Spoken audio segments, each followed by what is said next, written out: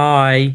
Hi, YouTube. Welcome to episode 26 of the Grumpy Gaming Weekend podcast on the 17th, maybe? Possibly. Who 16th, knows? I don't maybe even know. 17th. I don't even know why I bother starting the podcast saying this is what date it's going to air on, because I don't know myself half the time, honestly. But yeah, here we are, episode 26. We have no guests, no Taylor this week. It's just you and I. I mean, let's be fair. Let's be fair. We're the main ones. We're the main ones on the podcast. I've beaten Sekiro, so That's true, and I've heard you beat Sekiro more times than anybody else. So we are the main ones. resident expert. Resident expert of listening to you beat Souls-like games. But no, we are back. It is. Do you know what? Right, I'm gonna go straight into it. I feel it in my bones. I feel like even though I've got lots of snarky comments in my head, I feel like today's going to be the positive episode. I feel like today. Oh. I feel like today. I'm in a really good mood, and I think it's because I've been playing Pokemon all day. But we're gonna go through some topics, and I think today is the day where I become the happy Brit. We'll see. Maybe. So I have to be extra negative to balance you out. Possibly, yeah, possibly. I'm already having microphone issues, so we're gonna take that back. But no, so why don't we kick off as always with what we've been playing this week? What have you been playing, Elliot? What have you been doing? Tell me all about it. This very day that we are sat recording this, I completed Outer Worlds. So still not touched it yet. Not an incredibly long game. Yeah. It might be one of my favorite RPGs. Wow. Kind of that Of all style time? RPG. Yeah, I think the writing is a standout, just absolutely fantastic. The way the characters are written, the way that they're voice acted, you can kind of see where they got the inspiration for the characters from in some media as well. Overall, just my favorite character is literally a cleaning robot who you take out the bit that does cleaning stuff and you put in a bit that makes him spray acid, and then you're just like, cool, you can fight with us now. Yeah. But he'll pipe up in conversation with just his company's strap line, or he'll just say these really weird cleaning lines that kind of. So there's one bit where I was having a conversation with someone and they were like, oh, but doing that would cause the death of all these people. And Sam, the cleaning unit, sanitation and maintenance, he just piped up and he was like, you don't have to worry about cleanliness if you kill 100% of the germs. And it was just he just pipes up and the other characters just respond to him and then carry on with the conversation. Yeah. But it's perfect amount of comedy. The action was pretty good. The gunplay is good. It just, I can't think of anything wrong with it apart from one bug I had. I missed out on a crew member because of a known bug with that crew member, but obviously it's still quite a new game, and apparently they're aware of it and they're working on patching it. So I mean, every game has some bugs. We've said this before. I mean, this is why, just to link the Outer Worlds back to Fallout, because a lot of people are comparing Fallout and the Outer Worlds because obviously Obsidian worked on a Fallout game, and now Fallout is not a great game anymore. But I'm trying to be positive, all right? But I can't help the facts, okay?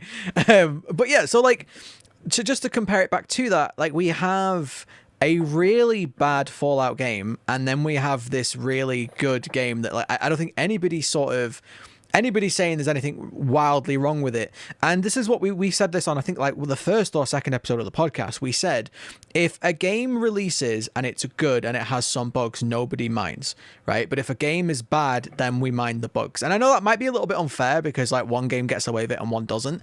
But if the game is good and you're enjoying it, you're more likely to go, oh, do you know what? Yeah, I had a bug, but I moved on. You know what I mean? Whereas games like Fallout 76, when they're buggy because the basic game isn't great, people are like, I just paid money and I feel ripped off. So I don't know. It's an interesting point. I really want to play it. I want to play it because I feel like I'm thinking of my end of year lists. Your top 10 games or top worst games or whatever, and I'm feeling like Outer Worlds could be up there for me, from what I've seen of it and what I've heard of it, because I used to love Fallout, Fallout 4, not Fallout 4. Fallout 4 was okay, but Fallout 3, Fallout New Vegas, I used to love those. I like sci-fi, so it could be. You've been playing some other games as well, haven't you? You've been playing Graveyard Keeper? I've been playing quite a lot of Graveyard Keeper. So normally I stream Monday, Wednesday, Friday, and we do the main game that we're playing, which has been Outer Worlds. Before that was Code Vein. And then Tuesdays to Thursdays, every now and then I do my little bonus streams where we do like chill music, Stardew Valley, and we chat, basically. And I was like, Graveyard Keeper's half price on Steam. I've seen good things. It looks Stardew-esque, but a bit more morbid, maybe. Okay. And it is exactly that. Graveyard Keeper, you'd expect it to be a little bit morbid. What I expected and what I got were still different things. It's a really good game. It's a lot of fun. The only thing I didn't like was the character. So they didn't voice the characters because it's a smaller game, which is fine. Sure. But what they did is like that Animal Crossing. So when you talk to them, it goes like blah, blah, blah, blah, blah.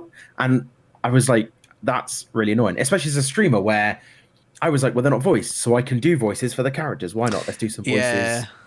And there was just like this. So I'm sat there like trying to come up with a voice for a character, and I could just hear like blah, blah, blah, blah, blah, blah in the background. It's like pick one or the other. Do voices or do nothing. Like it was kind of cute when Animal Crossing did it, but I'm just like, no, I'm okay, Tar. Speaking of voices, that kind of segues me onto what I've been playing this week, because I played Pokemon Shield, which came out today. Because time travel, we record the podcast on Fridays. But I'm interested to see how this segue pans out. It's a perfect segue. It's an actual. I was looking at your face and like, what are you weirded out by? Yeah, no, it's a perfect segue because this game comes out and it's on the Switch, and it has this sort of like big, grand, like open world kind of like Zelda-esque like part to it, but it has no voice acting. The whole game is just text. Oh. So one of the people in the chat today was like, why in 2019 we've got this massive like 3D open world Pokemon? Why is it still not voice acted?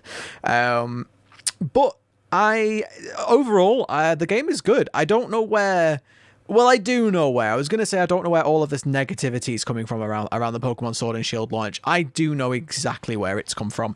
I think a lot of people are just really angry that the whole Pokedex hasn't been in there. I think a lot of people are letting that color their opinions on the game, because so far the game runs well. It's running fine for me. I'm having no bugs, no glitches. The stability is fine. It looks good. I mean, it's fun. I'm gonna put it out there. I think this is the most fun Pokemon game I've ever played. Admittedly, I have not played any of the Pokemon since Pokemon Ruby and Sapphire, apart from Pokemon Let's Go Pikachu and Eevee. Well, I played Eevee. But yeah, so that's the only one that I've played since Ruby and Sapphire. So I have missed quite a few. Oh, I played Black. I played a little bit of Black. I take that back. But yeah, it's just, I really don't think it's as bad as people are saying. I'm really enjoying it. I'm about 3.5 hours in, and it is still just a Pokemon experience. You're collecting Pokemon, you're battling them, you're leveling them up, you're doing all of that. It's got some new added things. It's got like these not mega evolutions. They're called Dynamaxes. Yeah, Dynamaxes. Where they go real big. Yeah, which is kind of weird because I've got an Eevee that can Dynamax because I played Let's Go Eevee. It was like, hey, you had an Eevee experience. Here's an Eevee that goes massive. But you go into like a little, like people have called them like dungeons, but you just go into, basically you find like a rock on the floor and you go in it and then you fight it. But then, like, the fight is usually over in, like, 2 seconds. Like, especially if you use the Dynamax ability. Like, I nearly one-shotted one of them. And then you catch it, and then you have the Pokemon, but it's only small. And it's just kind of like, okay? I'm like, sure? So it kind of does... So, like, on Pokemon Go, when you raid, the Pokemon's really big. But then when you defeat it, it shrinks down. Yeah, exactly the same as that. So it's like that. But it's not... It doesn't feel like a raid. It, like... You have like a party of people and you can join up with other people online, and so I kind of see how it kind of feels like a Final Fantasy fight, you know what I mean, except there's only one enemy. And I'm not gonna lie, the enemies that the Pokemon that I've fought so far have been super easy. I've teamed up with like the AI and we've beat them super easy, and I'm just like, all right then. I mean, I guess they're probably gonna get harder as time goes on, but yeah, but again, having them is not a bad thing. Like, you know, just because they're in the game, they're not really anything special, but they also don't detract from the game. So I don't know. I really like the new system. They've taken elements from Pokemon Let's Go Eevee and Pikachu and they've implemented it with the old systems, but they've kind of like, I don't know how to do it, but they've kind of like hybridized it. So you still have random battles, right? You run through the grass and random battles happen, but then you also have the Pokemon on the overworld like you did in Pokemon Let's Go. So it's like you can either, if you see a Pokemon and you're like, oh, I want that one, you can go and grab it, or you can just randomly get the random battles instead. And then sometimes I think there's ones that only show up in random battles, so you have to like, it gives you an incentive to do it. But yeah, some of the new Pokemon are really cool. The place is, the world is kind of designed or modeled after like the UK. So there's a lot of UK references. Like there's a lot of like, they have done their research. There's a lot of inconsistencies, but they've done their research. Like a lot of the people speak like people in England do. And there's a lot of hello mate. Well, it's written like they speak like English because they didn't get any voice actors. 100%. Yeah, so you've got to imagine it in your head. Just everyone sounds like Tracer. But yeah, so like there's a lot of like English lingo. They got the date the wrong way around though. There was like somebody stood outside a Poke Center being like, "Hey, when's your birthday month?" And I was like, "January." There's like, "When's your birthday day?" I was like, "10th." They were like, "Oh, so your birthday is like 10:01?" And I was like, Wait, yeah, that's right. Yeah, we both shook our heads as well. Yeah. No, but the other way around, right? It's the other way around. Look, 1:10. I'm so British, I can't not do it the British way. But it was like 10:10, and I was like, no, it's not. They were like, so you're born on the 1st of October. Yeah, I was like, no, I'm not. I'm not though. So that was very confusing. But no, it's really cool. I'm really enjoying it. I feel like it is the next step of Pokemon. It's taken Pokemon out of the 2D realms. And I know Let's Go did that. Like, Let's Go did it first, but this is a fully fledged game. You've got battles again, so you actually level up by battling rather than just catching over and over and over again. Which, don't get me wrong, Pokemon Let's Go wasn't that long, so it didn't really, it didn't bother me by the end. But with this one, I'm glad that the proper battling is back. You can level up by battling. All of your Pokemon get experience whether they fought in the battle or not, as long as they're not fainted. But yeah, it's great. I'm having a really good time with it. It's just another fun Nintendo game. And honestly, it's just another fun game out of Japan. I keep saying this, like all the best games these days are coming out of Japan. They are putting America to shame. Like they really are. And again, positive episode, right?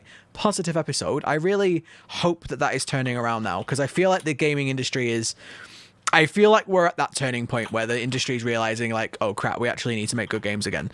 But it's nice to see that at least there are some games coming out that are just good and fun and don't have a load of microtransactions in them, and you can just sit down and play it and enjoy it. And again, I really wonder where all this negativity is coming from. I don't know if certain news outlets maybe just jumped on the fact that a lot of Pokemon fans weren't happy and they just ran away with it. They were like, oh, Pokemon fans aren't happy? Quick, let's talk smack about the Pokemon game, because that'll get them clicking on our news articles. But yeah, honestly, if you like Pokemon, 100% go and pick this one up. You're going to enjoy it. You're going to find...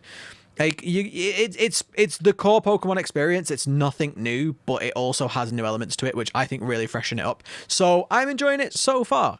What else have I been playing? What have I been playing? Well, no, I was going to talk about Death Stranding later, but I haven't been playing that. But I have been playing The Legend of Bombo, which is yeah. If you haven't heard of Legend of Bombo, which I think a lot of people haven't because it hasn't had a huge launch so far, that's not a dig at the game, by the way. Apparently the game did a lot better than Binding of Isaac did on launch. But this is a prequel to The Binding of Isaac. I did a video on it. If you want to check out the video, it'll be somewhere... Card up there, boom, go card. I'll put a card up. But yeah, I did a video on it with my thoughts and impressions. It's okay. It's an okay game. It is the prequel. I keep saying sequel. It's the prequel to The Binding of Isaac, but it's a different genre. So if you never played The Binding of Isaac, if you never played The Binding of Isaac, The Binding of Isaac was a roguelike dungeon crawling bullet hell. Yeah. And it was one of those that gets progressively more difficult as you go along. It's a tricky game, honestly, The Binding of Isaac, but it's very, very fun. And you have lots of the real fun with Binding of Isaac is finding different items that combo well together. And there are lots of different items that combo well in really wacky different ways. And it's one of those games where it doesn't tell you what a lot of items does, or it gives you like a very vague description of what an item does. Like you'll pick up a pair of devil horns, and it'll just say like evil up. And you'll be like, I don't know what that means. And But yeah, so I really enjoyed The Binding of Isaac. So when I saw that this was a prequel, I was like, cool, I want to check it out. But this one isn't the same genre. This is on the Steam page. This game is being described as a deck builder.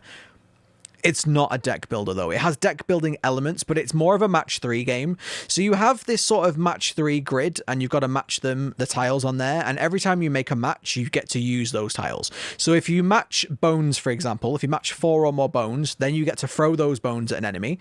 If you match 4 or more, and I'm calling them brown tiles to be fair to the YouTube algorithm, but if you match 4 or more brown tiles, which you can definitely see on the video what they are, that acts as a block. And so you're doing this all the time, and you have, just like The Binding of Isaac, you've got to clear the room before you move on to the next room, and the other way to clear the room is called enemies. And it's okay, it's all right, it's fun. I don't hate the game, but at the same time, I feel like there's just something missing. And I said this all in the video, go check it out. But it has the, you know, the skeleton of a good game, but it just needs fleshing out a little bit. But if you like roguelites, and you want a new one, and you are interested in the Binding of Isaac world and the lore, maybe go check it out. I would strongly recommend you go and watch my video first, though, because all of my opinions in there.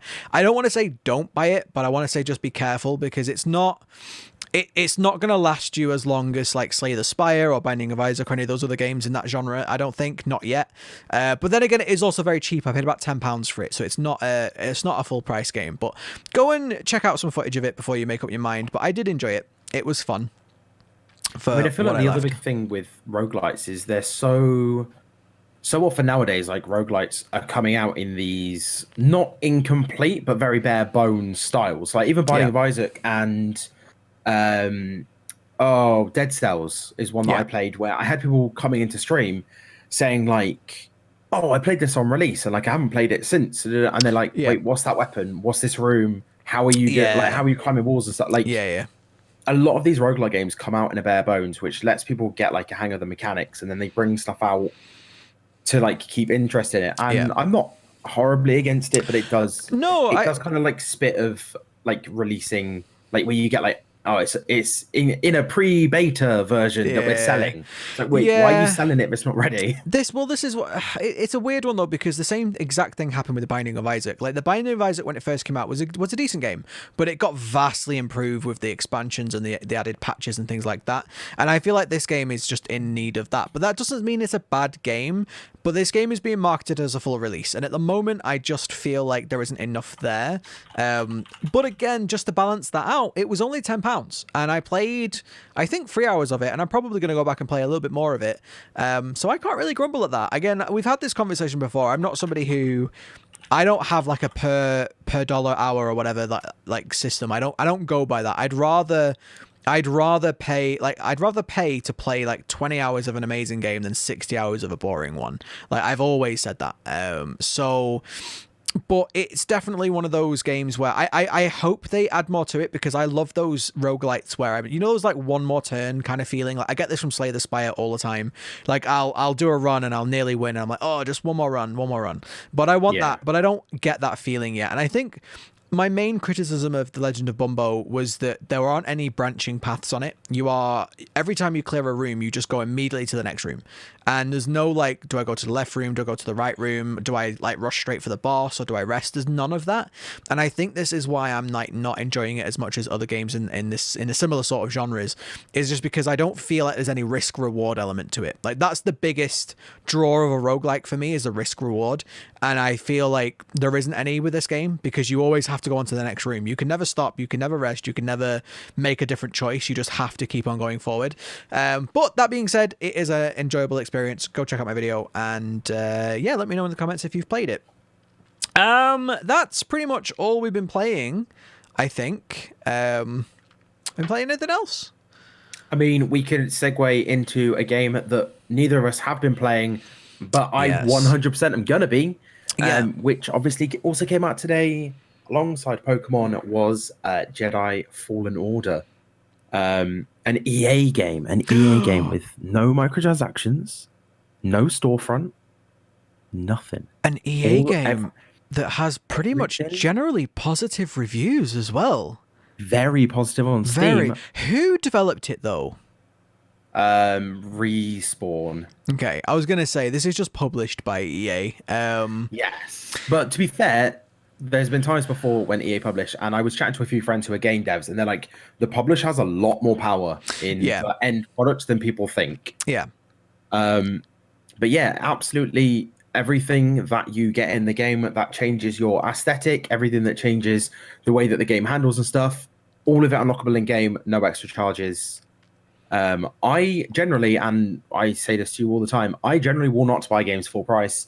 Yeah. I not only bought this full price, but the difference between the general release and the deluxe order was £5. And I went, I've seen what's in the deluxe, and it's like aesthetic stuff. It's you can have a different color lightsaber hilts, and I think you can get a skin for BB.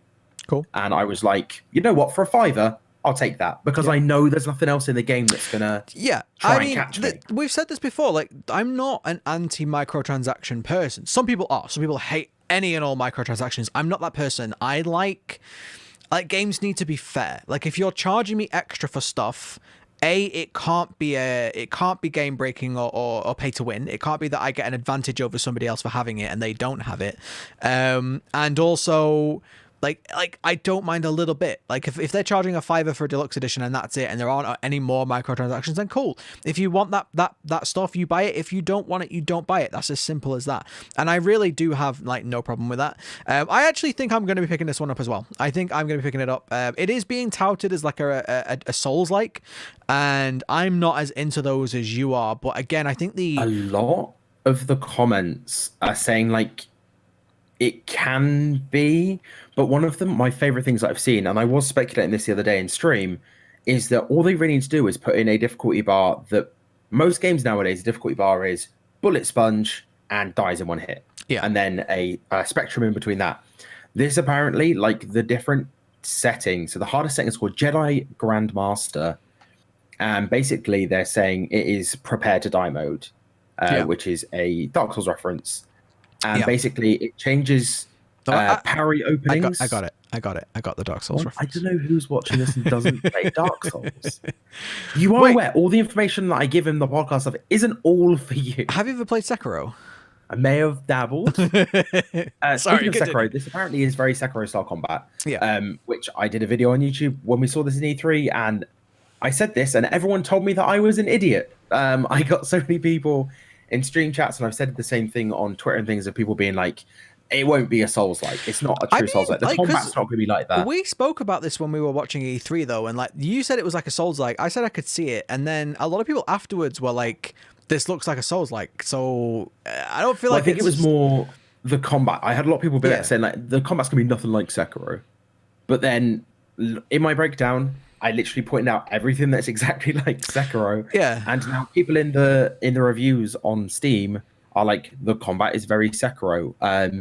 There's been some comparisons in the sword play to Jedi Academy, which is basically just like you can attack in different directions and things like that. I think is a large part of it. But the way that the parrying, the posture and things like that is very, very Sekiro. Yeah. And apparently the free roam is very similar to Tomb Raider and the way the puzzles work.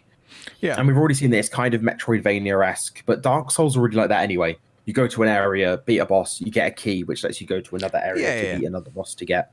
And this looks like that way. You go to one place, you get a skill that allows you to like bust broken doors, or you get like a thing for the droid that lets you hack things, so you can Metroidvania that way. But it looks like 100% my kind of game. Yeah. I'm very tempted to play it on the top difficulty and really make the most out of it. Yeah. Just to see what happens. I thought you were going to burst into song then. Just to see how hard the game is. Copyright? Can we get copyrighted if we just make up tunes? Yeah, we'll have to copyright strike ourselves. Someone's going to be like, that's too similar to a song that I wrote. Don't get me started. There was somebody did a video the other day that had like 6 seconds of humming in it, and it got demonetized. But we're not talking about that. We're talking about Star Wars Sekiro. Sekiro Wars Star Sekiro Born. But you know, it like, I honestly like, I'm drawn by the story and the setting more than anything else, and I feel like I've been saying this for a while. Like, I'm kind of in the mood for a Souls-like, and I feel like I mean, I said this about Code Vein, but like I feel like this is the one that's gonna get me into it, because I just really want to, like, I don't know, it's a really interesting time in the like whole Jedi history. It's where like the Jedi are being hunted to extinction, and I feel like that is a really unexplored section of that lore, and I'd love to find out a little bit more about it. And it does look good. Everyone's saying it's good and it looks good, so I'm kind of like, yeah, I'm on board. I will be picking it up. I don't know when. I will be picking it up at some point. I'll probably be streaming it. I don't know whether on YouTube or on Twitch. But it's nice to see a game, especially from EA. It's nice to see a game that is just a game and that has no horrific, controversies with it, or doesn't try and nickel and dime you every 5 seconds and be like, hey, I know you paid $60, but yeah, you need to pay more. It also, for me, it came out perfectly because I finished Outwards today. I'm in London tomorrow for a Twitch event. Sunday stream. There you go. Perfect. I mean, yeah, I'm gonna pick it up. I'm gonna have a busy December, aren't I? I was gonna say I'm still trying to You're still trying to make your end of year list, and it's December, and you have games to play. This is the problem. Like, I've missed a lot of games this year. I missed a lot of games last year, and I've missed a lot of games this year. So like, my list is definitely going to be different to a lot of other people's lists, which isn't necessarily a bad thing. But I'm seeing these games that I feel like could be contenders, and I'm like, I want to play them. I want to give them a go. And like I've said before, I try to be fair. If I don't really care who publishes the game, whether it's Blizzard, EA, or whatever. Like, if somebody comes out with a good game, then it's fair game to me. Like, I will put it on.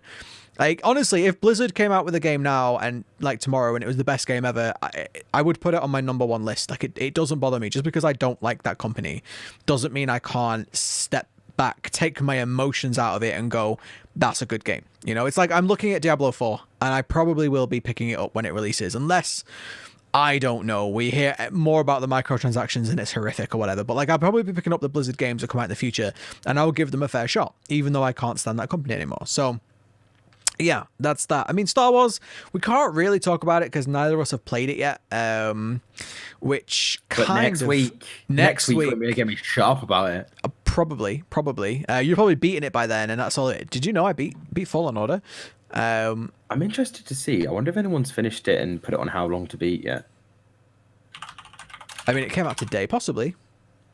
I mean, it came out today, but was it like a midnight release? No. Didn't you say earlier in the pre-show that Pokemon has already been beaten? Yeah. Do you want to tell a little story that was really interesting? And I said, oh, wouldn't it be... It's a shame you didn't say that on the podcast. I gave you the perfect opportunity to just muscle that story in, and now you've ruined it. Good job. So I saw a picture earlier, and it compared two thumbnails of two YouTube videos. One YouTube video was a complete playthrough of Pokemon Sword, I think it was. Yeah. Rocking in at 7 hours and change. And the other thumbnail was Death Stranding, all cinematics back to back. It is 9 hours 20-ish. So and it was just listed as, has no one noticed that Kojima released a longer movie than Nintendo released a game? I was just literally about to say, right? I was about to say, people are like, the next thing is apparently Kojima's now, the Kojima Productions, are going to move into like movies. And I was like, they already have. Yeah. They made a movie and just put some gameplay in it. They made a movie where what you have to do is you have to get all your cinema stacks and stuff, and then you have to walk to another cinema and go in there, watch the next bit. You just stack them all on your back. Well, that segues us nicely into the Death Stranding segment of the podcast, because I was actually tempted to make a complete video on this one, but I just haven't had the time, so I'm gonna like roll it into the podcast. I'm gonna just add it in as a topic today. But there's been a lot of talk about Death Stranding, which is, of course it has. It is, whether you like it or hate it, and we'll get onto that in a minute, it is one of the most notable games in a long time. And there's been a lot of mixed opinions on it. There's been a lot of people that have been like, oh my God, this is the best thing ever. Kojima's a genius. And then there's been a lot of people being like, I don't like it. And I feel like, and we spoke about this in the pre-show, but I feel like this is a good thing. I feel like a game of this caliber, with the history that we have, Kojima working for Konami and then splitting and all of this, I feel like this is the best outcome we could have had. Obviously, if everybody had loved it, then great, right? But at the same time, I've played about 3.5 to 4 hours of Death Stranding so far. I enjoyed it, but I can easily see why it's not for everybody. And the reason why I'm talking about this was there was an article, I think it was an article, it might have just been a Twitter conversation, but a lot of people were saying they didn't like Death Stranding. And Kojima came out and said he thinks that a lot of people in the West are just too used to shooters. You know, the West, like, famously loves its first-person shooters, and this isn't that. But it got me thinking, isn't that a good thing, though?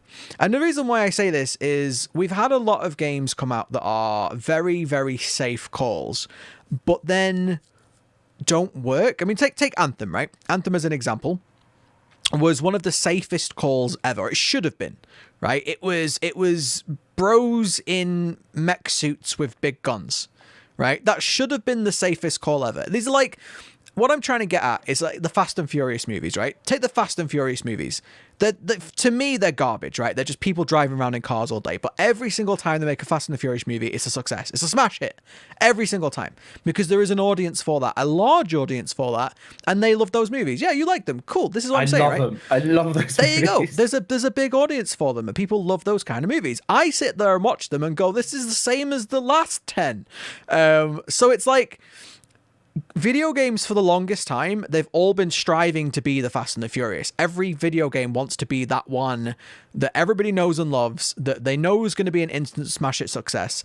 And I partly think, and this has been said before, but I partly think this is due to a lot of publishers, a lot of shareholders being like, well, you could go and make your game about the, you know, black and white Blackberries or whatever, but you could also go and make a shooter. And we know that shooters make money, so you're going to go and make a shooter. And I feel like this has been a problem that we've had in the video game industry for the longest time. And we said this in the pre-show that like a lot of the video game industry seems to go in trends. Like we had the zombie trend where every game was a zombie game. Then we had the survival game where every game was a survival game. Then we had the battle royale. Every single game was a battle royale. And this just leads to stagnation. It leads to people only chasing what works and not necessarily trying to make good games. And often you find that a lot of games just don't work. I mean, look at Call of Duty Black Ops, right? The blackout mode, the battle royale mode of that just didn't work. And they tried so hard to make a battle royale in that game that they sort of shoved it in when it didn't need to be, and it didn't work. And then Call of Duty, the latest one that released, is pretty good apparently, because it went back to doing what Call of Duty does. And so what I'm trying to get at is while the majority of the video game industry, or majority of the AAA video game industry anyway, seems so desperate and intent on making things that have already been made because they know that they work, when you have a game that comes out and is a risk, and Death Stranding was an absolute risk. I mean, Kojima left the company he worked for, he made his own business, and then he went and made I still don't know what this game is. It was an absolute risk, and that risk paid off for some people and it didn't pay off for other people. And again, this is a good thing. It's a good thing that we have companies that are willing to go out and make those risks and make those games that are completely different to every other game. Because liken Death Stranding to another game. What game is it like? Give me one game that Death Stranding is like. I haven't played it. All right, you've seen footage of it though. You've seen what it's about. Like, name one game that Death Stranding is like. Final Fantasy 15. No, it's not. There's a lot of walking through fields in that game. Seriously though, those games are so different. Like you can't compare those two games. Okay, but that's the closest. You spend a lot of time walking through big open fields, and there's cutscenes. Amazing. That could be any Japanese game ever. But you see what I'm saying? You didn't prepare. Like sometimes you'll be like, oh yeah, like I'm thinking this, and I see where you're going with it. And I think, like, okay, how can I respond to what's about to happen? That time, not at all. Well, the point I'm making is it is a very unique game. It's very different to anything else we've seen before. Yeah, okay, it shares some similarities to certain games, right? But it really is its own unique thing. And that means that there are going to be some people that like it and some people that aren't. And this is what we're seeing now. It is the Marmite of video games. For anybody who doesn't live in England, Marmite is legendary for being something that you either love or you hate. Like, there is no middle ground with Marmite. You don't just like it. You love it and you will spread it on your toothbrush, or you hate it and you will burn that person who spread it on their toothbrush. There is no middle ground. So What are you confused by? Like you get what I'm saying, not confused, just concerned. Concerned. I love Marmite, so you're safe. Don't worry. I'm kind of real middle ground on it. Get out. Get out. But yeah, I'm sure America has something that's similar. Like you'll have a food where it's like, oh yeah, you love Australians it, have Bovril, but I think they all love Bovril. We have Bovril. Is it Bovril that Australians have? Bovril is the most ridiculous invention ever. It's like gravy but a drink. What's Australian Marmite? You know when you just think, oh, I just fancy a hot cup of gravy. Oh, Vegemite Australians have. Yeah, but that's the same as Marmite. It's the same thing. Do you know Bovril's supposed to be a drink? It is a drink. No, it's like Marmite, but they put it in water. Yeah, that's what I'm saying. It's a gravy drink. I don't know that. No, it's stupid. Why would you drink gravy? Just drink tea like everybody else. I would drink gravy though. Yeah? I like gravy. I'm a big fan. We had just a complete segue. It's nothing to do with video games at all. I was at work the other day and a guy just came in with like a cup and he poured like gravy granules in it and he started like pouring water in it. And we're all like sat there going like, is he going to drink the gravy? But it's just because he had a pie and he didn't have anything else to put the gravy in. But we're all sat there for like a good solid minute being like, he's going to drink the gravy. If I've ever made like a minute to roast dinner for one or something, I make the gravy in a cup. Yeah. But I probably would. Clearly what he did. If I was going to drink gravy, that would be like good gravy, like that upper class gravy. What's upper class gravy? Like, I don't know. You can buy in Waitrose. It comes in like a weird pouch, but I don't think it comes from like granules. Sorry, how the hell are you affording to shop at Waitrose? Because I worked at Waitrose for 5 years. Oh, okay. I'll let you off. I will let you off then. But yeah, back to the original topic before we start talking about Stranding. Christmas dinners or whatever. Yeah, I feel like it is obviously not going to be for everybody. It is a crazy, wacky game. The same way that Kingdom Hearts isn't for everybody, you know? It's a crazy, wacky game with crazy, wacky stories, with loads of hidden meanings and loads of ambiguous stuff. And the gameplay is very light. Is not very action orientated. There is action in there. There is action to be had, but it's not as action orientated as say Call of Duty or I don't know what action games are there these days. Sekiro, Gears of War, whatever. It's not high octane action like that. But it has a story to tell, and it has made whether you like it or dislike it, it has made a statement. And I personally am liking it. I honestly think if the game continues to captivate my attention in the way the first 3 hours did, it's going on my list. It's going on my top 10 list. So, yeah, Death Stranding. I'm going to play more of it when I have time, and I will give my secondary opinions on it probably next week on the podcast. But I think it's made a damn statement, and I think being Marmite is better than being Fast and the Furious. That's what I'm trying to say, all right? I'm trying to say we have enough Fast and Furious games already. Not actual Fast and Furious games. God damn it, they're going to make a Fast and Furious game now, aren't they?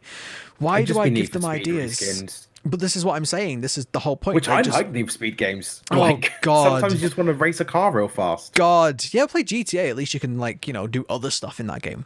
But racing in GTA is, like, garbage, though. Like, Need for Speed Most Wanted on the PC, it actually handles really well. It's like a fun game. It feels good. Didn't a Need for Speed game just come out? Yes. Yeah. I can't remember what one it is, though. No. Need for Speed Burnout 2. Most Wanted. Maybe. But yeah, before we go away from Death Stranding, I said on the last podcast, we were talking about Death Stranding, and I basically said, like, it doesn't look like my kind of game. Yeah. Like, I like those high octane actiony games. Sure. Even if it is basically like, because if you think about it, a lot of like the FromSoft games are like very similar concepts, just in different settings. But like, I've really enjoyed every single one that I've played. And Death Stranding, I still stand by the fact that like, it doesn't look like my kind of game. Watching you play it has made me interested in trying it out, but I can definitely appreciate it for the art form that it is. Yeah. Like, and I'm the same as you. I kind of love the idea that finally, for years, I've been saying with movies, TV series, games, everything, like, I would much rather see a good new IP get made that was taking a risk and we were rewarded based on that, than see people be like, oh, well, we were just going to remake a game from the 90s because we know that people will buy it. But that's a really interesting sort of segue topic that you've just brought up, because you say you'd rather see new IPs, and I mean, I would love to see more new IPs, 100%. But then let's just compare two scenarios, right? Brand new IP, brand new world, brand new lore and systems, Anthem, right? Remake Resident Evil 2.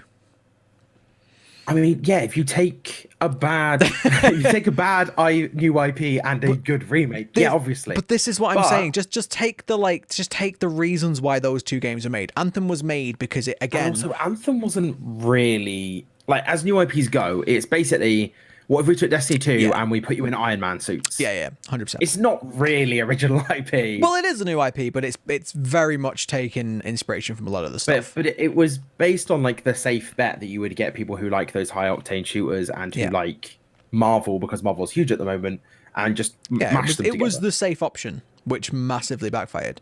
But whereas Death Stranding, when you're looking at new IPs, is definitely not the safe option. They released a 9-hour movie with walking in the middle of it. Yeah, 100%. And this is what I'm saying. I love it. I love it for that. I love it for it. Like, they knew what they wanted to make, and it was a risk, and they did it anyway. And I hope it does turn out to be a success. Obviously, it's not going to be the biggest success of all time, but I hope it turns out to be a success. But going back onto that Resident Evil versus Anthem thing, Resident Evil just, I believe, won the Golden Joystick Awards for Best Game, I think, of this year. It might be. I watched to like the third award or something, but I had a vested interest. I didn't watch any of it, but I saw a headline. I was streaming and I had it up on my other monitor just to watch the best new streamer. That's all I was there for. Yeah, you were hoping Bammy Leaf won, weren't you? I was. Just she's so pure. I'm seeing her tomorrow as well. Can we like clip that? Get it on Twitter. So she's so pure. I don't care. I say out my stream all the time. So pure. But yeah, so like my point with the comparing Anthem to Resident Evil 2 is that a lot of people give remakes a lot of shit. A lot of people like, I'm sick of remakes. I don't want any more remakes. Like what? Like make new IP. Make new IP, please. I didn't say I don't want any more remakes. No. Final Fantasy VII remake, I'm still 100% Yeah. But like some people just make the claim. It's usually on Twitter, so pinch your salt. But some people are like, are genuinely sick of remakes and like, we want to see new games rather than. Are you okay? Yes, I said take Twitter with a pinch of salt. No. I went onto the Golden Joysticks and looked at all the awards. PC Game of the Year, World of Warcraft Classic. Really? Of all the games on PC this year, that's the best PC game. Are they saying PC only though? Because a lot of games come out console as well. Well, I mean. Let's be fair. Let's be fair. Days Gone came out on PC though, didn't it? Xbox Game of the Year was Gears 5, which came out on PC as well. Come out on PC. Yeah, but Gears 5 came out on PC. And that's Xbox Game of the Year. Gears was very good. So, what was I going to say? You've taken me off track. You were talking about World people of Warcraft Classic. Don't want remakes. World of Warcraft Classic made a lot of money. It's been a massive success for Blizzard. In fact, I think it's the only thing keeping Blizzard alive at the moment. But yeah, previous topic. Positive podcast. Again, I can't help the facts. Okay, those are just the facts. All right, like people come here for truth and knowledge and facts. They don't come here for chilling. Two British guys yelling at each other. Yeah, true. That's fair. I mean, we don't yell. That's true. We don't ever really yell at each other. We didn't even at EGX and stuff. No, we're a very good couple. I mean, partnership. I mean, that was a joke. Anyway. Most wanted game, Cyberpunk 2077. I can agree with that one. What is most excited game? 100%. I cannot wait for Cyberpunk. Most wanted game.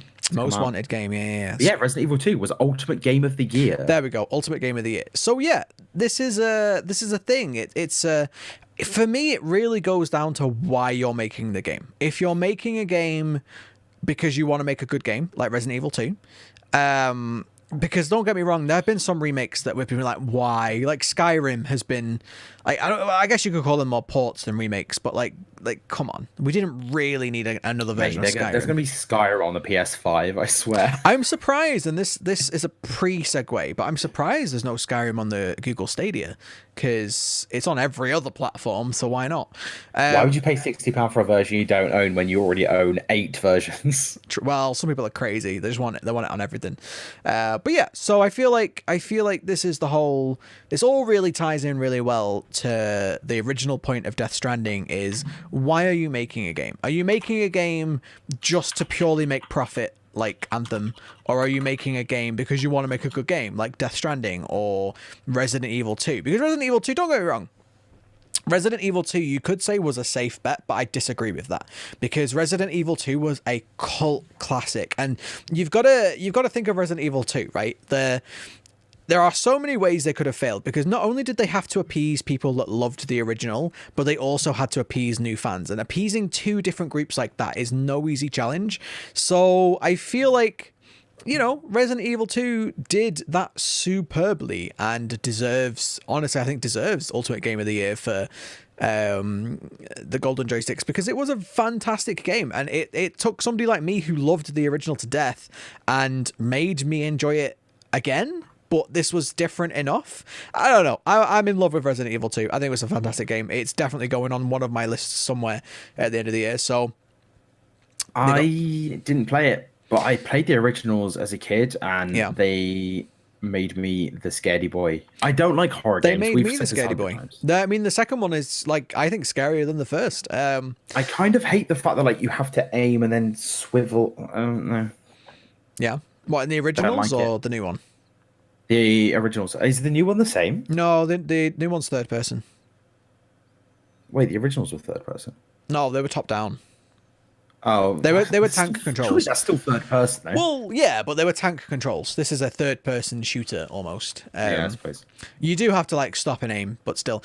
Yeah. So Death Stranding, I really am enjoying it. I'll be playing more of it hopefully this week. I may have to play some in my own time, like off stream, because I don't know when I'm going to get a chance to, like, honestly play it, because between work coming up to Christmas and other stuff. But talking, we may as well segue onto it since we started talking about it. Google Stadia. Google Stadia. I feel like I'm very lacking in information for the Stadia, because I read what it was. I heard what it was. Yeah. Originally what everyone thought it was going to be. And I went, oh, that's an interesting concept. And then me and you spoke about it on a podcast ages ago. And it was like, oh, that's what it is. Then I did a little bit of research and went, yeah, no, not at all. Not even a little bit. Thanks. This is what most people are saying, though. So if you haven't heard the latest news, the lineup for Google Stadia, the launch lineup, has been revealed. And I have to be honest, it's a very lackluster lineup. But not only is the lackluster lineup, you're having to pay $60 for these games. So I'm just going to go through the launch lineup. These are the launch titles that Stadia is going to be launching with. So we've got Assassin's Creed Odyssey, Destiny 2 The Collection, Guilt, which I believe Guilt is the one exclusive. You can only play that on Stadia. We've got Just Dance 2020, Kine, game I've never heard of, Mortal Kombat 11, Red Dead Redemption 2, Rise of the Tomb Raider, Samurai Showdown, Shadow of the Tomb Raider Definitive Edition, Thumper, and Tomb Raider Definitive Edition. Not gonna lie, a very lackluster list. A very, very lackluster list. There's nothing on there that makes me go like, ooh, I want to buy a Stadia. I mean, it's not how that works, but you know what I'm saying. So a lot of people are expecting Stadia to flop. And I'm going to be honest, we're in a really weird situation where I feel like a lot of the industry is looking hungrily at the Stadia, going like, ooh, that's the next thing we can make money on. But then the first thing to try it seems to be failing before it's even out of the gate. Like I cannot, and again, I could be wrong. I could be completely wrong. Maybe Stadia will be massive and it'll change gaming forever, but it's not going to. It's not going to do that.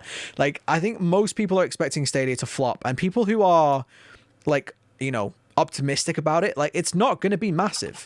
Like there are no advantages to Stadia. I want to know one advantage to Stadia. So if you don't know how Stadia works, essentially it's going to be a streaming service where you stream the games to any of your devices. So you can basically just stream the game to a screen. So basically anything with a screen, you can play the games on, right? And I like that as a concept. But the problem is that's very reliant on your internet. You know, you can't play offline. You have to be online. It's very reliant on your internet. The higher resolution you want to play in, the more internet that's going to require. And we spoke about this a long time ago on the podcast, saying that a lot of people just will not have the internet to support it. So not only does it require the internet, it has now been announced that you're paying $60 for these games. These games are coming out, and a lot of these games that are like, they're cheaper everywhere else now. They're cheaper on Steam. So why would you pay $60 when they're cheaper on Steam? And not only that, you don't own the game. you don't own it. You're renting it essentially. Like you're renting access to Google Stadia's servers. So you're paying $60 for a game you don't own, which we've seen this before with other, live services style stuff. You can pay for a game and then get banned in it and then never be able to play it again. I'm assuming you could maybe get banned from Google Stadia, who knows? But there is literally no advantage to warrant that $60. Like, why would I what do you think? Like, is there any reason that you would even think about trying it? Like, I mean, not for me. I can imagine that there's reasons that people might be interested in it. yeah, Like such as if you worked for a games company and you were traveling a lot for work, wanted access to your games, and you had disposable income, yeah. why not? But the fuss is when you're traveling, good luck getting it to run on like a hotel internet. I was literally just about to say, if you're traveling, you're not going to be able to get the internet for it. So when, like, unless you're real like loaded and you have things like a portable router on like a mobile network that has like 5G, they don't, they won't work. So we actually sell these at work, by the way, right? They don't work because they're limited on speeds. So you get like, even on the unlimited data plans, they limit the amount of speed you can get on them. So they wouldn't work. So that's another. So yeah. So unless you have some kind of satellite internet connection that's a private link. Yeah. In which case, and also, you could set up your own Stadia. So at this point, if you're Elon Musk, yeah, I can see why you might fancy it. Again, Elon Musk could just make his own service. Probably Exactly. have better games on it too. Do you know what I mean? Like, he keeps putting games on the Tesla. There you it go. has to be parked to play them, but you can play them on the center console. well, you should be parked to play them. God damn it! Like, Yeah, sorry, officer, I was playing Skyrim. He'd probably be like, "Oh, cool, new multiplayer mod." Oh, cool, sword or bow and arrow. God, it's been a long time since I played Skyrim. You can use a sword for as long as you want, but like you're gonna end up a stealth archer eventually. Everyone does. I can't play stealth archer in Skyrim. Every time I try, I end up quitting. I like full plate armor, sword and shield. I like bashing a dragon in the face with my shield. I can't not do it. But yeah, like going back on topic. I feel like it could have been great. A lot of people, and this is I watch a lot of Young Ye. I watch a lot of his videos, and he was saying that a lot of people expected this to be the Netflix of gaming, and a lot of people are still like asking who is going to be that service that does the Netflix for gaming, where you pay a subscription and you gain access to like a whole library of games. And so far, nobody's doing that, and this obviously isn't that. But what I want to know is like, who is this for? Like, who is the Stadia no for? one's doing that. You've got Xbox Game Pass, you've got EA Access, you've got It's not PS Now. really the same, though, is it? Like, I mean, it's like Netflix has to own the IPs to broadcast it, so they only have their own catalog, which is exactly how all those services work. You pay a flat monthly fee, and then you can download and play those games. Admittedly, you do have to install them to play them. yeah. But like, it kind of is Netflix for games. It's not instant access and it's not streamed, I don't but know. it's a catalog with a flat monthly fee. Yeah, it's the closest thing that we've got, but it's still not quite there. But either way, Stadia is just I don't know if they know what it's supposed to be or who it's for, but regardless, it's not gonna succeed in its current form. It's not gonna. This is the thing about gamers, right? You have a group of gamers who, like yourself, very rarely pay full price for games. And even if you do pay full price for games, I bet it's usually either because it just got released that day, or you wanted a physical edition, like some special edition or something. Like, nobody's going to pay a full $60 for a video game that you are essentially renting, you know? Like, it's not... I'm trying to be positive here. I'm trying to not be too... I'm not trying to be the grumpy Brit, but, like... I just don't get it. I don't get what the advantage is, you know? It has all of these limitations and not a single advantage that I can think of. So I mean, I would guess that you had a marketing exec who said, right, this is what we want. We want Netflix of games. People have said Netflix of games, we want that. And then you had like a software engineer who went, I mean, we can do like this, and this. And they went, make it work. And then you had engineers who looked at that. And then you had... And it basically went through the people who then know how stuff works, and they all just went, I mean, this is Like, you can't really do that. And they went, well, make it. And they were just like, Well, it's okay. either that or Google just don't really understand gaming or gamers, because they must know surely that this isn't going to appeal to most gamers. Do you know what I mean? Like, it's not... We haven't even seen how well these games perform yet. Because, again, they're being streamed from a server to your screen. Like, we don't know how well these games are going to perform. I'm going to be honest. I feel like they aren't going to run better than they would if I was running them from a disk or directly from my hard drive. So there's got to be a... there can only be a negative performance gain. There can't be positive performance gain from Stadia. So... yeah, if the games were a lot cheaper, I could be like, okay, maybe people get behind this. You know, if the game is like $20 on Stadia and like $30 on Steam, then sure. But why would I download this on Stadia rather than... I don't know. I'm sorry, I don't get it. Especially if you've got like, because I've got a Steam Link, so I can play my Steam library from my PC. I think anywhere in the house. I don't know if I can do it in like... because you connect it to the internet, I suppose. Yeah. I don't know. Maybe I can do it in other places. I bought it because it came with a free game and it was real cheap. Yeah, that's fair. So yeah. Again, see, that's what got you enticed in that service. Was it was cheap, not more yeah, it's expensive. just like a little box. It's in my lounge. We've used it a couple of times. Saves you taking the PC down and we'll play games from down there. Because didn't we say this earlier? Isn't there going to be like a subscription charge for Stadia as well? I don't know if they've scrapped that or if they're still doing it. I don't think so. Unless they're going to like bring it out with a... because, what company was it? I think it was Tesla at one point was saying about making a satellite network with internet that would just be available everywhere. So unless Google are like, okay, we're going to hop on the back of that. And yeah, well, this is from the comment section. But yeah, you pay up front to get access to it, and then you pay a subscription fee, and then you pay full price for the games. Well, according to the thing I've just found, the subscription fee is Stadia Pro, which... so what does the Pro give you? It's a subscription element of Stadia. It's $8.99 a month, and it gives you access to some free games as well as some paid ones. Amazing. It's not clear how many games will be free just yet. Plus gaming at 4K with HDR running at 60 frames a second, if it can even manage that. Yep, if your internet can manage it as well. I was gonna say, like, who's got internet that can stream 4K with HDR at 60 frames? Yep.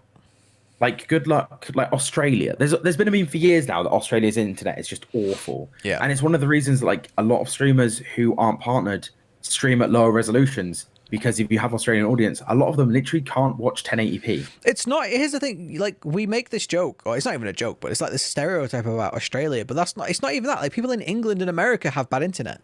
Like, if you're in more rural areas or like... stream of it. Yeah, I mean, America has a huge problem with monopolizing ISPs and things like that. Yeah. Like... yeah, in England, if you go for like 20 minutes into the countryside, that's it. You don't get good internet. You don't get Virgin Fiber in Cornwall. I used to live out in the country, and it was just like the internet's awful. Exactly. So you know what I'm talking about. So it's like, yeah, it's they're already limiting their customer base due to the internet factor. Then they're going to turn off the people that actually can do it by outpricing it. Like, I don't know. Something's going to have to change before Google Stadia is going to even be on my radar. But moving on to a slightly less grumpy topic. New generation of consoles. There's been a lot of talk recently about both the Xbox and the PlayStation. Comment down below which fanboy you are. But there's a lot of Please don't all fight each other in the comments. Do it. Fight for me, my minions. Fight. But no, so there's been a lot from of the PC Master Race corner. Damn it, you ruined my thing. I was gonna wait for them all to fight, and then I was gonna be like, you're all shills. You're all peasants. I'm the PC Master Race. I'm a king PC.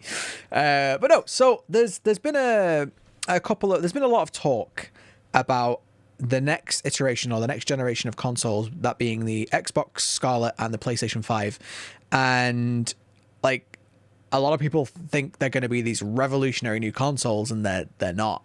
And I'm going to be honest, like, I can see it. I can see it. Where the PlayStation 4 Pro and the Xbox One S, and I believe the X can as well, can both do 4K gaming.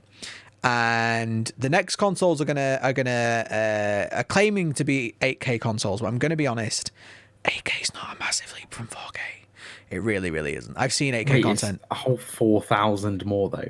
But honestly, it's not a massive leap. It's not like a leap from like the PS1 to the PS2 or the PS2 to the PS3. I mean, I haven't even got a 4K monitor. Like every time you get things like, well, when you get a PS4 Pro, and like, because I have a 4K monitor. Like, what would be the point? Yeah. Well, here's the thing. So, like I say, we have some 8K TVs at work, and they look good, but they don't look radically different. They just look sharper. You know, they don't look like you know how like when 4K first came out, you were like, oh my god. Like now you're looking at 8K and just like, oh, it's just a bit better than 4K, sure. And so not only that, it's like I feel like there hasn't been enough of a change yet, and I don't know if there ever is going to be enough of a change. And we said this in the pre-show. I feel like for these consoles to be competitive with the PC market, and I think all the time we're getting more and more people switching to PC, especially now that Twitch is blowing up and Mixer and all these other streaming services, and they see everyone's playing on PC. So how the hell would you get a console to compete with a top-end PC? You can't do it. Like, you can't physically do it. Even with a mid-range PC. It would be like $4,000 a console, and they would be this big. Exactly. It would cost so much. It would be a PC. Exactly. So it's like consoles have always been the underdog to PCs, but now, even so now, I feel like you can pick up like a budget PC and it still outperforms like the modern console generation. So it's like, how does the consoles win? Because if they price too low, they're not going to be competitive, but they'll sell more, but they won't be competitive. And if they price too high, people won't buy it, they'll just go to PC. So it's like, wow, where do the consoles win? I don't really understand. But I think and there was an article I read today, I think it was PC Gamer, that said expects the PlayStation 5 and the Xbox Scarlet to be evolutionary, not revolutionary. And I like that term. And I don't think there's anything wrong with that. I feel like, I've still got an original PlayStation 4. I could do with an upgrade, but I'd rather wait for the PS5, you know. But I could do with that upgrade because my PS4 is starting to... I feel like the games that are coming out now for the PS4 are starting to struggle a little bit. Although Death Stranding ran well. But yeah, consoles are never... They're in a really weird spot because they're never going to compete with PCs. But I feel like more and more people want them to compete with PCs. But it's like, how are they going to do that? They're not going to be able... Like, if they start putting really expensive components in there, then the price shoots up, and then nobody will buy them. Like, I'm not saying consoles are dead. I'm just saying that, like, sucks to be them right now, you know? I'm not saying they're dead. I'm just saying, like, it's not looking good. Maybe get your affairs in order. I genuinely think that consoles really now, apart from the exclusives, I think consoles are on like a limited life cycle now. I think consoles are on the way out. I think one day it will just be PC. And I think that, again, unless the consoles can make stellar exclusives, which, let's be fair, look at the PlayStation this year. The PlayStation this year and last year has had some really, really good exclusives. You know, like, I don't regret having a PS4 because I love playing a lot of the exclusives on there. Death Stranding being one of them, although I know that's coming to the PC in 2020. But yeah, that's the only reason now that consoles exist is for exclusives. I mean, I have Xbox One, PlayStation 4, Switch, and I only use them for the exclusives. But whereas at least Nintendo... say that there's like a little flaw in what you're saying, because obviously for me and you, as people who play games a lot, 100%, yeah. But for like a family unit that wants a family console that is like a media center, so that like plonking a PC in your front room, I think is still a weird step to make. You could do it. I agree. But obviously the inputs and stuff you would need. So if I was just running a desktop PC on my TV instead of like, say I had a family and I had a wife and some kids, and we were like, oh, we'll put an Xbox in the front room, we'll all play some games, or we'll put a Switch in there, we can all play some Mario Kart and things like PC's not got that yet. But as soon as PC parts get small enough, it takes more steps to get to that. That's the problem. You can absolutely set up a PC with Steam Big Picture Mode and run it like a console, but it takes more Yeah. steps. It takes there's more setup involved. And I 100% agree with you. The one good thing about a console, or theoretically, is that you buy a console, you plug it in under your TV, you put a disc in, and you go. But this is what I've been saying, and I've been saying this for years now, is that since the PlayStation 4 came out, essentially, I've been saying this, is that now that consoles, you've got to install the game, you've got to patch them, you've got to update them, you've got to go through all your settings and enable your HDR to stream them. But all of that kind of stuff, like, they're getting far more complicated because of the technology, which means they're losing their one advantage that PC has, that PC doesn't have. Sorry, they're losing that ease of access, and they still are a lot easier to get gaming with. But I feel like look at those Fortnite kids, right, who sit around and they're playing Fortnite on their Xbox. And they're watching a stream, and the streamer's playing on PC, and the streamer's going like, "Ha, look at me, I'm way better than you kids on Xbox because I've got a mouse, and mouse aiming's better." All those kids want to play on PC. And I think a lot of kids at the moment just, they can't because they don't have money, they're children, and their parents don't want to buy them a PC. But I feel like those children are going to grow up and are going to wipe out the consoles completely. I think they're all going to become PC gamers as soon as they can afford to have a PC. And then I think they're going to be like, and it's like me. I only play consoles when there's an exclusive. And I used to be a massive console gamer during the Halo era, like the Halo 2 era, up until like the Halo Reach era. I was console every night. And I had a PC back then. I used to play World of Warcraft, but I was on consoles every single night with my mates. Now it's rare that I sit on a console. And I think a lot of people are going to follow this journey. And I don't know what consoles can do to like alleviate that. I was about to say, before you rudely interrupted me, that I'm kidding. I do it to you all the time. I was about to say that the Switch, at least, is coming up with new and inventive ideas. And I said this before. I love the Switch because you can play it like a standard console or you can play it like a handheld console. I love it. It's a really good idea. But the other consoles they don't seem to be innovating or doing anything like different that actually makes me go, yeah, I want one of them instead of a PC. Or alongside my PC. Literally the only thing is the exclusives. And I feel like... exclusives are getting less exclusive. I literally about to say that. Yeah. Death Stranding came out on PC, which made everyone angry. Yeah. You have even with Fallen Order, I was expecting EA to be like, cool, it's Origin, maybe, and it's going to be on the PlayStation, but they decided they were going to put it on Steam and stuff. What have you done? I had my Wait, did you break Discord or did I break Discord? I'm not sure. My microphone cable was stuck under my monitor. Sorry, continue. Hello? Can you hear me? Oh, my Discord just completely exploded and then got better. Oh, okay. Cool. You fiddled behind your screen and then my Discord died. Just completely coincidental timing, I guess. Okay, I don't know. It was weird. Yeah. Continue. But yeah, even amongst different retailers and services and stuff, exclusivity is dying off. Yeah. So that makes sense. I don't know. Why would you sell to 1/5 of the market when you could sell to 5/5 of the market?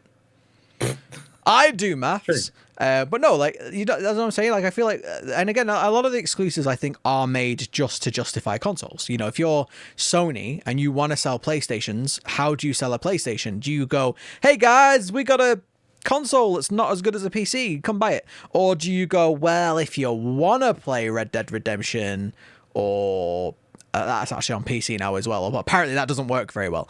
But if you want to play Horizon Zero Dawn or The Last of Us, gotta buy a PlayStation. Because honestly, The Last of Us is why I bought a PS4. I'm gonna be totally honest. Which I could have played on PS3, but my PS3 died. So, yeah, exclusives are the only reason I really play consoles. I'm gonna be honest. If Pokemon Shield that I played today was on PC, I would have bought it for PC. I would have. Again, as much as I love my Switch and I love being able to take that game portable, whatever, being able to put it in handheld mode. I don't think I'm really gonna take Pokemon away with me. I'm not gonna take it anywhere. I don't really go anywhere in game, so. Do you think of the Switch as a static console that goes portable or a portable console that goes static? I think of it as a static console that goes portable. See, I've got it the complete other way in my head. Yeah. In my head, it is a handheld console that I can put on my TV. Yeah. Like, So I'd be interested. Wait, everyone else, you watching this and you have a Switch, which way do you think of it? Because realistically, neither of yeah. them's right. It's kind of a bit of both. Yeah, But I'm tell us interested in the to comments. know. Like, do you think of it as a portable console that you can dock, or as a console Or that you is can it basically like a undock? PlayStation that you can take a screen away with? Yeah. Because just as you said it, I was like, your idea of a Switch is the opposite to my idea of a Switch. The greatest philosophical question of all But I time. think you mostly use yours docked, don't I? I mostly use mine handheld. Do you know what? That's changed. That's changed. I don't know why. I think it's probably because I couldn't be bothered to re-plug it into my TV's HDMI port, but I play it in bed, like literally in bed, watching TV in handheld mode more now than I'd play it any other You way. shouldn't play video games in bed. Well, I do deal with it. It's the only time I can play video games. God damn it! You just don't go to bed yet. You have to. You should be somewhere. So like, I go and play in my lounge if I've got a handheld. So you shouldn't play games in bed. You should I literally live with my parents. Like I don't have a lounge. It's their lounge. You can be around your parents. It's probably fine. They ask How much do they questions. dislike you? They start talking and stuff. Do you know what I mean? Like, I'm just there. They want to know what I've got going on. They're there and they're like, "So how's your day?" And I'm like, "Playing Breath of the Wild. Fuck off." Oh no! Sorry. No yelling. Oh, I'm so sorry. I keep forgetting my microphone. Okay, You got that one good. so my microphone, right? I cannot get the levels right. It's either too quiet or ow my eardrums, and I can't. Like I can't. I literally can't figure out the levels for it. I don't know. I don't know what I'm doing wrong. I need a microphone expert. Someone help me. But yeah, so. I play my Switch more in handheld mode in bed now than anything else, which is why I've got Slay the Spire on there. You know what I mean? Like I'll play Slay the Spire sometimes in the morning before work, like at my PC with coffee and breakfast and all that. I'll play Slay the Spire then, and then sometimes I'll play it in bed, like before I have to go back to work. It's like Slay the Spire is taking over my life. So I made a really dumb, not really decision. I got a dumb system in my head of, so I was playing Luigi's Mansion 3, Yeah. and as I said before, really enjoying it. It Yeah. might be one of, like, if we were going to do top 10 games this year, so far it is in my top 10. Yeah. But I've gotten really close to the end of it, and I'm just like, well, I don't want to finish it because then I finished it and there's no more game of it. So I've just been playing it way less often. But it's kind of a false equivalence. Yeah. Because it just means that I'm playing it less now. You've been So I'm very like, I don't know, philosophical man. today, haven't you? You're like, first of all, it's like, the Switch, is it a docked console or an undocked console? And now it's like, but if I don't play the game, I will never finish the game. Therefore, I will have more game. You're so close. I really want to play some of the multiplayer. You don't have it, do you? I don't have it yet, no. If you get it, I want to play the online one because you can play it local, which I might take my Switch tomorrow. So I'm going to be on a coach for a few hours with my brother. Yeah. And I wasn't going to take the Switch because there's no real need to take it. If I'm on the coach with someone and then I'm going to be at an event all night and then on the coach with someone back, I don't really need it. But part of me wants it so that we can play the two-player. We can play the game co-op. Why not? As long as you've got somewhere to save to store it while you're at the event. Like, why not? Well, yeah, but like player 2 plays as Guigi. Guigi's awesome. Guigi! He can he walks through spikes and things. There's like crossbow traps, and you could just wander through it with Luigi because arrows don't bother him because he's made of goo. He's made of goo, so obviously they don't bother him.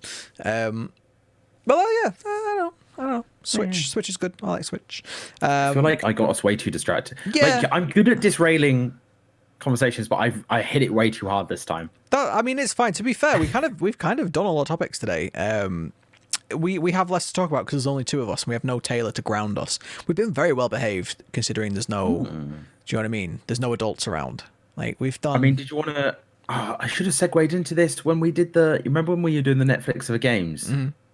And I was going to say about Microsoft Game Pass. It's just got a ton of new titles announced. And weirdly enough, and if you've never played them, I would definitely advise at least trying them if you have a Game Pass. All the Final Fantasies are in it, from 7 to 15. Oh, yeah. I saw it. Don't play 15. I saw that. 15 was good. It wasn't great, but it was a good game. It was a told letdown. good story. After 13, the characters were good. After 13, we needed a good one, and it wasn't. 13 was trash. Yeah. I prefer 15 to To 13. be fair, I need to play 13 again. The story was pretty good. Again, the story was good and the characters good. And I get what they're doing. They're trying to... 12 tried to overhaul the battle system. Yep. with the weird, like, it was almost active. Everyone had gambits, and then you controlled your character. Yeah. And it, like, that combat system was okay. And then 13 was like, cool, we'll take that a step further, make it all autopilot, and everyone hated it. And then 15, they went too far the other way. Yeah. And they were like, okay, fine, we'll give you control of one character, and we'll make the combat really annoying. So, But well, here's the thing, because like I love the old Final Fantasy turn-based system, and I love that Persona 5 kept that alive, right? Like the Persona is the only franchise that seems to be doing that battle system anymore. But then again, when we played the Final Fantasy 7 demo at EGX, like I liked it. It felt like Kingdom Hearts combat, and it made sense, and I liked it, and I enjoyed it. Don't get me wrong, I would still like to see a modern Final Fantasy with turn-based systems, like absolutely. But if they're gonna do action, at least do it well. And this was the problem with both 13 and 15. Like, they went all in on the action, but didn't do it well. And that was the rub, you know? yeah, I mean, I loved the turn-based system, and I get that they're trying to, like, attract a newer, younger audience, because obviously the older audience isn't going to be about forever. But like, I'm only 28, and I love the old turn-based system. I'm not dying off anytime soon, I hope. I didn't mean dying off. I just meant, like, a lot of people around forever. Well, no, because there's, like, people who we probably played games with as a kid who now have jobs and families and things like that. We're just giant children. I hate jobs. We're giant children. You're going. I don't lie. I don't want a family or a job. I want to play video games and eat Cheetos for breakfast. Yeah, it does look very interesting. There's a couple that are on there now, which most of them I'm not that fussed by. Rage 2's on there. You played it. You were oh God, fan. That game! It bored me. And the rest of them are like, eh. Then there's Final Fantasy on there. Life is Strange 2 was on there. Tekken 7's on there, but console only, and I'm pretty sure it is on PC, so I don't know why console only. It's really weird. And then we've got The Witcher, obviously a local favorite for GGWP. Yep. The Yakuza games, and then there's a few games who are coming out. That's wrong. That are coming out in the future that, because they're Microsoft published, we know they're going to be on there. I'm getting to a point where I actually quite like the Game Pass. Yeah. I said this before. I said that any subscription service, if you get value out of it, then great.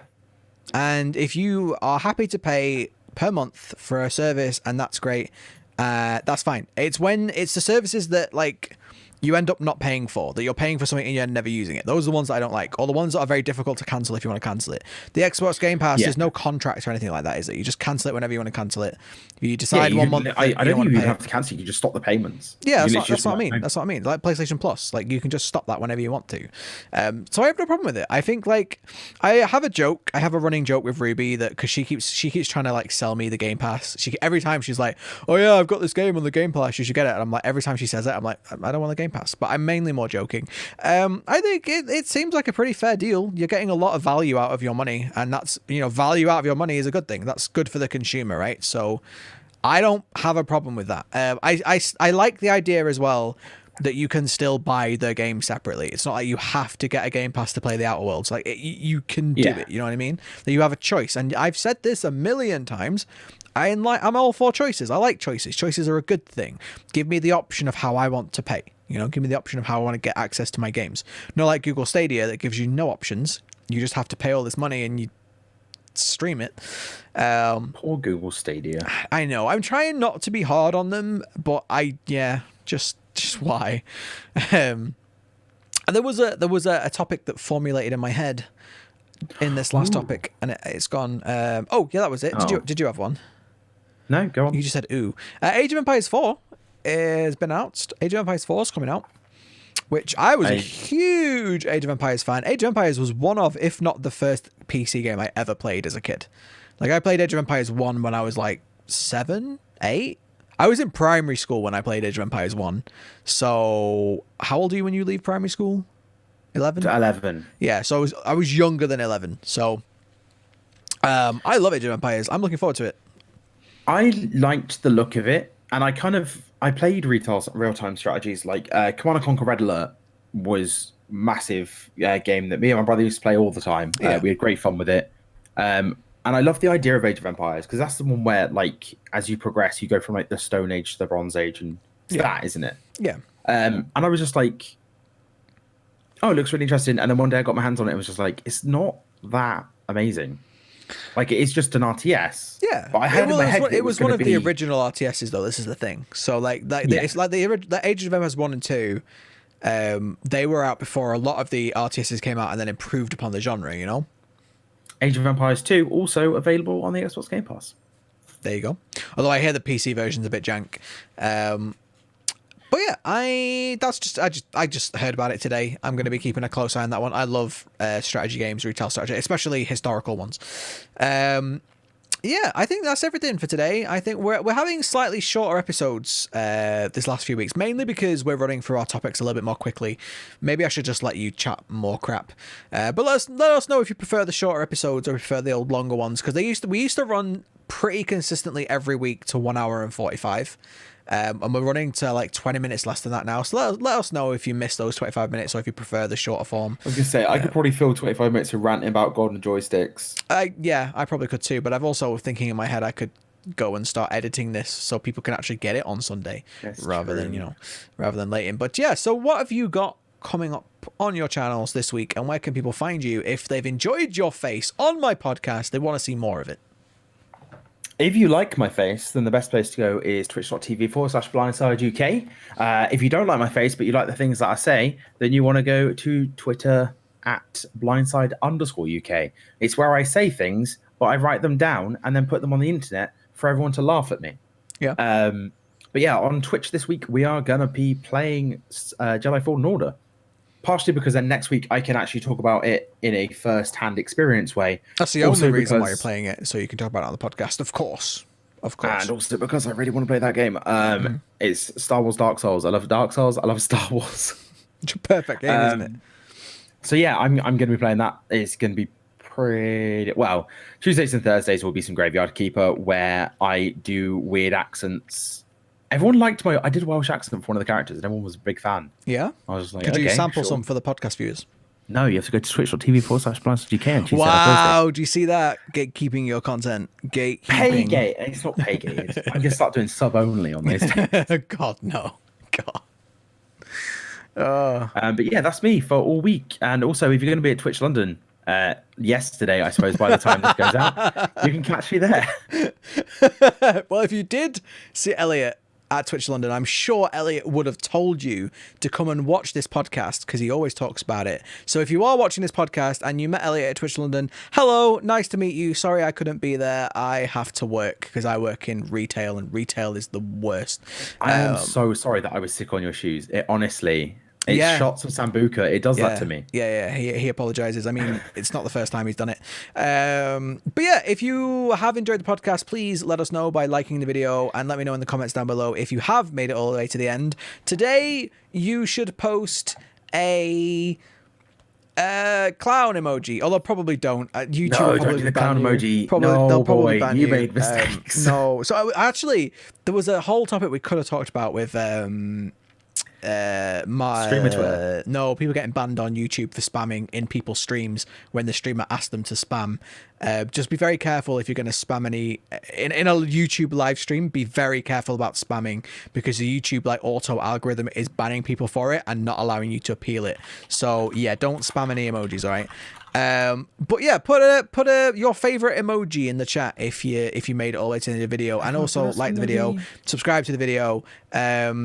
Praise be to Freya in the video as well for the YouTube algorithm purposes. Thank you. We're trying all the different ways that we can get the YouTube algorithm to be on our side. We've sacrificed baby goats. This is how I play beer pong. Yeah. I'll every single throw I do, I'll put it to a different god, and then when I sink it, I just stick to that god for a bit. Yeah. Try it with YouTube. We'll see if the algorithm likes it. Freya, help me out. Please, we give a bountiful harvest to Freya. Here you go. Here's your tribute. But yeah, do whatever you need to do to appease the YouTube algorithm.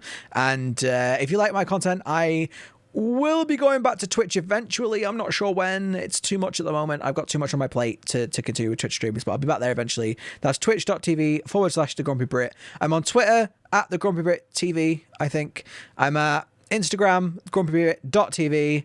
I'm at YouTube, youtube.com/the Grumpy Brit, which is where you are now, so you've already found that, but subscribe. I'm Do you ever post to Instagram? I nearly made a really bad joke. Yeah, I posted today on Instagram. I'm very infrequent posts. I nearly made a very bad joke then. I probably shouldn't have made. I was going to list another website that I'm affiliated with, but it was going to be a joke. Yeah. Anyway, thanks for watching, guys, and we'll see you next time. Bye, guys.